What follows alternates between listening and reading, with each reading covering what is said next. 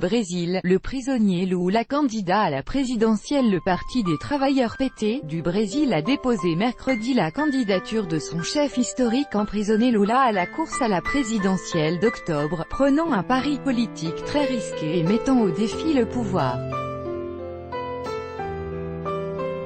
C'est officiel, Lula est le candidat du Parti des travailleurs à la présidence de la République, s'est réjoui le PT sur son site, bien que la candidature de l'icône de la gauche brésilienne ne pourrait être que toute symbolique. Il est très probable en effet que le TSE rejette la candidature de Lula, qui reste l'immense favori des sondages tout en ayant commencé à purger en avril une peine de plus de 12 ans de prison pour corruption et blanchiment d'argent. Une loi stipule en effet l'inéligibilité de toute personne ayant été condamnée en appel, ce qui est le cas de celui qui fut 2 fois chef de l'État, 2003 à 2010, et est emprisonné à Curitiba, Sud. La présidente du PT Gleisi Hoffmann a exhibé le document attestant du dépôt de la candidature, quelques heures avant l'expiration du délai légal. Aujourd'hui est un jour très important. Nous sommes venus enregistrer la candidature du camarade Lula malgré tous ceux qui ne voulaient pas que cela arrive, a-t-elle lancé devant quelques 10 000 militants de gauche ayant convergé devant le TSE, dans le cœur de Brasilia.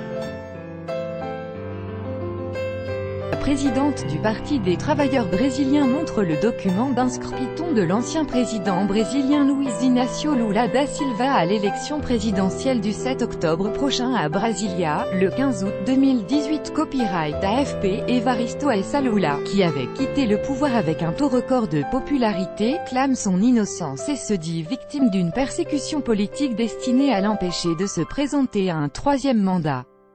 12 autres candidats devaient avoir fait enregistrer leur candidature avant minuit pour le scrutin le plus incertain des dernières décennies au Brésil, où la population est globalement désabusée, voire écœurée, par la politique.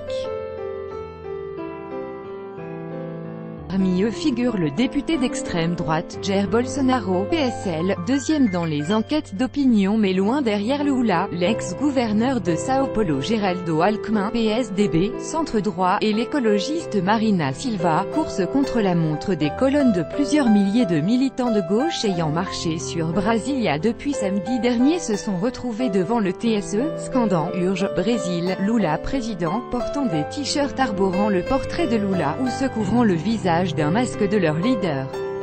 Si le TSE rejette la candidature de Lula, le PT devra mener une course contre la montre pour faire campagne pour son probable joker, l'ex-maire de Sao Paulo Fernando Haddad, au scrutin présidentiel des 7 et 28 octobre.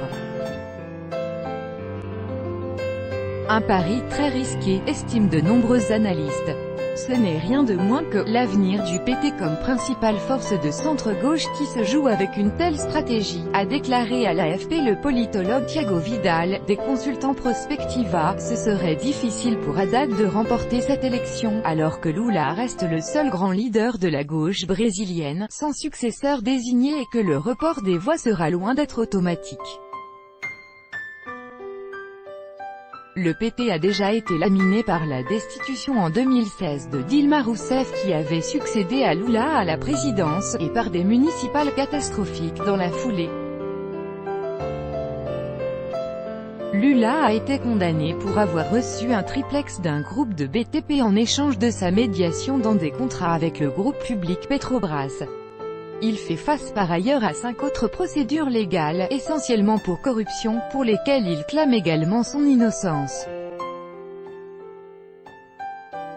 Comme tous les partisans de Lula, Adrovando Brandão, un petit entrepreneur qui a fait plus de 2000 km en autocar pour arriver depuis son nord-est jusqu'à Brasilia, estime que l'icône de la gauche est victime d'une machination politique. Aujourd'hui notre pouvoir judiciaire est sujet à divers intérêts, externes à la justice, assure-t-il. Tout droit de reproduction et de représentation réservé. Copyright 2018, Agence France Presse.